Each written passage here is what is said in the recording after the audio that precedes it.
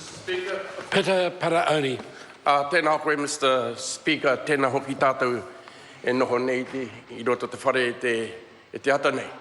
Engari mua tahare tonu o kōrero, ki hea nau ki te tautoko ngā kōrero, ngā mihi hoki a ta tuhine a meka, ki wana rātou mai I wehe atu ki tū o paira. Engari ahako ko waihio korekau ke e hihana ke waihio tia ngā mihi kia rātou nahe engari ki ngā mate katoa putano. Rātou kia rātou, tātou kia tātou, tēnā koutou, kia ora mai no tātou. Mr. Speaker, I want to join with those who have stood before me to acknowledge the clerk of the House. And while I did express my sentiments in another forum, at least my sentiments in this forum will be recorded in Hansard. Therefore, I want to acknowledge the work that you've done, not only for this House, but as a consequence of what emanates from this House for our country. And like the Minister said, that we're so far down in the pecking order that we probably won't have this opportunity again. So I want to, on behalf of my party, New Zealand First, to again extend our appreciation and offer the best wishes for the future. Tēnā koe. Mr. Speaker, getting back to the kaupapa for the day, the Hawke's Bay Regional Planning Committee bill, and it's my pleasure to stand on behalf of the New Zealand First Party. Can I say, Mr. Speaker, that although I was a member of the Maori Affairs Select Committee and we supported it to that point, we do have some reservations, much of which have been articulated by the previous speaker. I do note that this committee, or this bill, will confirm in legislation a committee that already exists and that has been operating for the last 4 or 5 years. And members may recall that during the first reading of this bill, I expressed, I queried whether or not the decisions already made by the committee would they still have the same standing as if they were established by way of legislation. Concern that we do have, while it is as a consequence of a treaty settlement, is how the members of that board are selected. And that is where New Zealand First has some issue.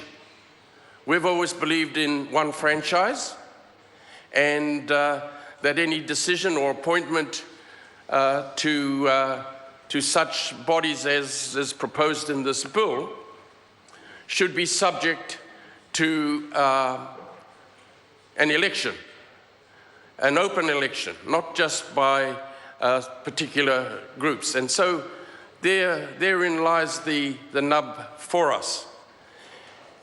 The second part is that I want to query the effectiveness of the committee. If this bill had been passed, the 2 recent resource consent applications that were granted to 2 bottling companies, would it have made any difference? And I would suggest that it wouldn't. And so I asked myself, how effective would this committee, this proposed committee, be if they can't even watch what is happening in their own area at the moment? And it is really a concern for iwi in that region to see 2 groups be granted consent for 364,000 cubic meters of water, to one group, and the other group almost 400 and just over 400,000 cubic meters a year. Now that's a lot of water. But the crux of the matter is that these companies are actually selling this water offshore. Where is the benefit to the local people, whether they be iwi or non-iwi? Yeah, corporate stuff, but aren't we talking about protecting the rights of not only iwi, but the local people as well? And where do the benefits of that export go to? Certainly not to the people of the Hawke's Bay. That's right. We know that it goes offshore and the profits end up offshore, of no benefit to our local community. And so for us in New Zealand First, we query the effectiveness of the establishment of this bill. Another issue for us is that not all iwi supported this bill, and they have concerns about the representation, and we shouldn't be surprised that there are so many hapu within iwi that some will feel disenfranchised. And I just want to have it on record on behalf of those iwi who feel that they're not represented, and to have their view noted.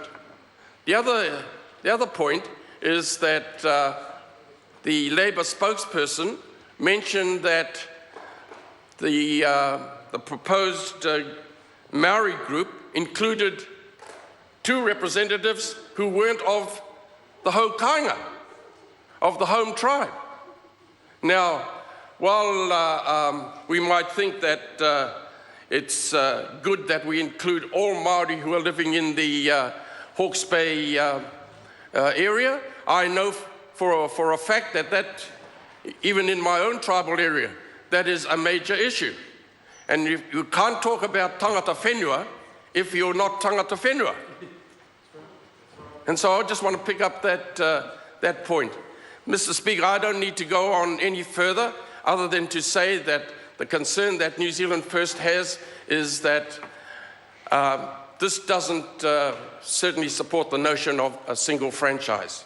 And New Zealand First, as one of its principles, believes in a single franchise. Nā reira, e te Mr. Speaker, ka nui kōrero mō tēnei wā, tēnā koutou, kia ora mano tātou. Alistair Scott.